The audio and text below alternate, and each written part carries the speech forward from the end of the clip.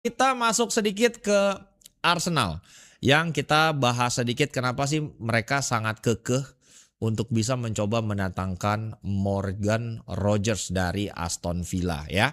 Kita coba bedah teman-teman, karena memang Arsenal ini sangat membutuhkan tambahan additional attacking department, terutama di sisi kiri. Area yang bisa di-occupied oleh Morgan Rogers. Kita lihat dulu dari musim kemarin. Musim di mana Arsenal akhirnya memenuhi dahaga gelar Premier League-nya. Dan kalau kita coba lihat, ini at least gue tarik angkanya dari Opta statistiknya. Itu terjadi lopsided atau jomplang ya.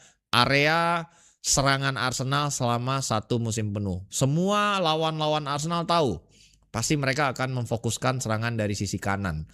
Karena di situ ada Bukayo Saka, Noni Madueke, pemain-pemain yang bisa memberikan dampak sehingga permainan Arsenal lebih gampang dibaca. Jadi antara keseimbangan membangun serangan dari sisi kanan dan sisi kiri itu terlalu jomplang, gampang dibaca. Dengan hadirnya Morgan Rogers tentu ini bisa lebih diberikan keseimbangan, lebih banyak di kiri. Karena kan di kiri itu Gabriel Martinelli, Leandro Trossard, sehingga terjadi perbedaan kualitas yang signifikan. Dan itu diharapkan tentunya bisa di close gap-nya oleh Morgan Rogers ya. Dan itu juga yang terlihat bagaimana ini Rogers menawarkan ya XG atau expected goals yang jauh lebih tinggi ketimbang existing pemain Arsenal.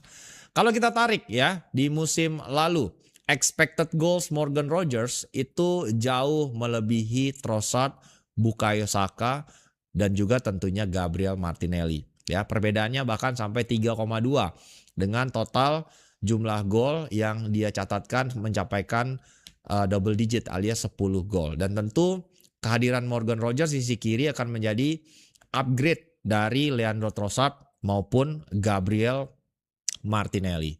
Nah, begitupun dengan bagaimana kapasitas Morgan Rogers sebagai salah satu pendribble terbaik di Premier League yang bahkan menyamai statistik dari Bukayo Saka ketika menghadapi situasi 1-1 atau bahkan di cover lebih dari 2 orang ya. Kita lihat ini bagaimana dari sisi upaya ketika dia memenangkan possession di final third dan akhirnya berbuah kepada tembakan. Nah, tembakan ke arah gawang lawan. Dia memiliki angka rata-rata jumlah shotsnya tuh 30 setelah memenangkan possessions. Jadi